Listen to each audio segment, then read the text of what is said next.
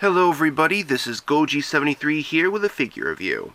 It's time for another NECA review, and now that Trespasser has been reviewed and put out of the way, here is the next NECA figure that I bought recently. And so, let's pull him out. It is another Pacific Rim monster. It is none other than...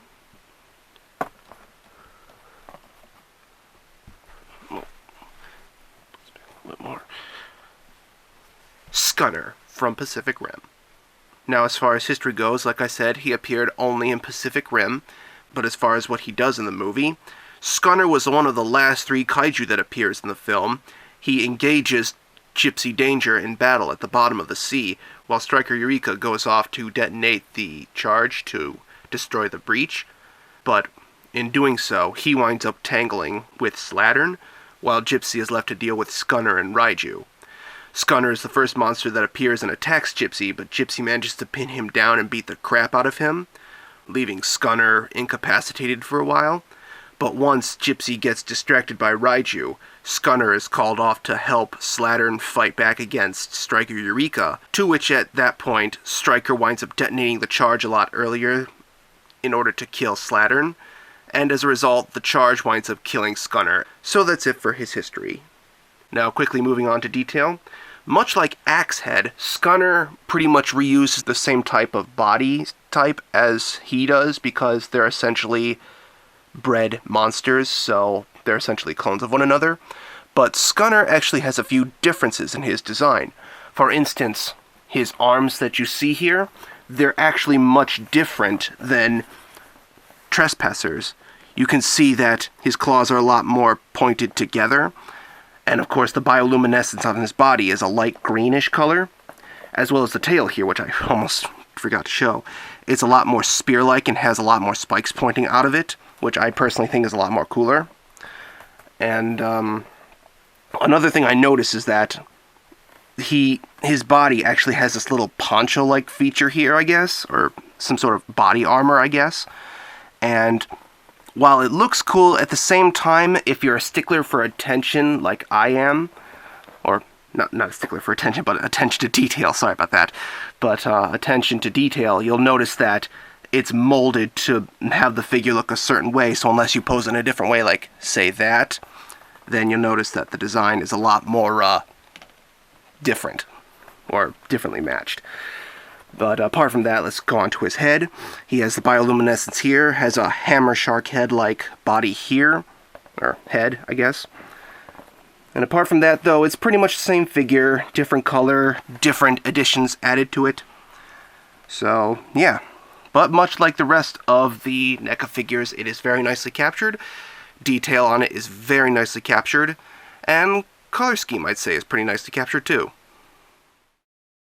Now, as for superpowers, unlike a majority of kaiju that appear in the Pacific Realm series, save for a minor few, Scunner actually does have a superpower.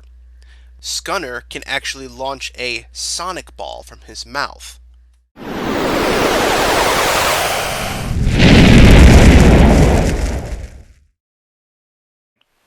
Now, as far as articulation goes, Scunner pretty much has the exact same articulation as Trespasser. The arms move at 3 points each, all in the same location as well as the little arms and the legs all have the same points of articulation, and the head as well. So, same points of articulation. One minor thing I figured I'd also touch on with detail is that unfortunately you cannot move Scunner's head all the way up because unfortunately, there's only so far that the head can go up because of the molding here, which is understandable, but at the same time a little disappointing because you can't put him in the swimming pose he engages in when he fights Gypsy Danger. So, of course, there is that. But anyways, same points of articulation, moving along. And speaking of moving along, let's get on to sizing.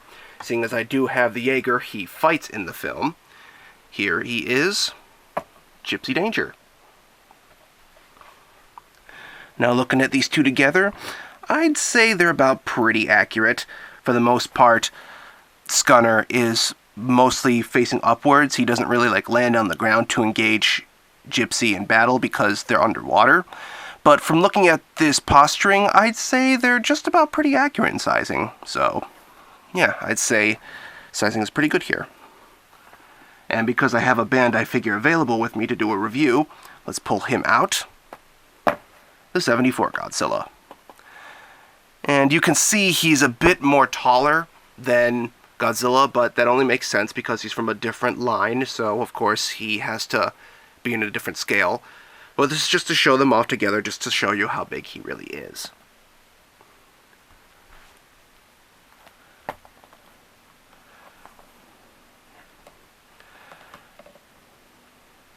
And so that just about does it for this review. History only appears in one movie. Detail, much like the rest of the Pacific Rim kaiju, looks very nicely done. I have mixed feelings about the whole head movability, as well as the armor-like body on his chest, but apart from that, everything else is pretty nicely captured. Its articulation, much like Trespasser, looks very nice. Not really a fan of the whole no real elbow articulation, or very limited elbow articulation, that is. And sizing is pretty nicely captured with the Pacific Rim line. So overall, I have to give this figure a 7 out of 10. And I give that score because, much like Trespasser, he pretty much is just a clone figure, but the slight modifications are kind of debatable, but for me, it's different strokes for different folks, I'll give it that. But again, another solid entry. Kind of wish they added the other two, even though the line's over, but oh well, what you gonna do? And so that's it. I hope you enjoyed this review.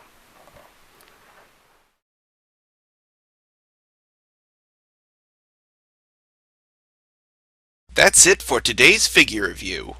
If you like what you see, or what I make, and wish to support me and help me create content faster or more efficiently, you can help me by supporting me on Patreon, and possibly get a video of your own made for you, or win several other prizes. You can also help me by supporting me here on YouTube, as well as Facebook and Twitter for anything else I may make in the future. And so that's it. I'll see you all next time.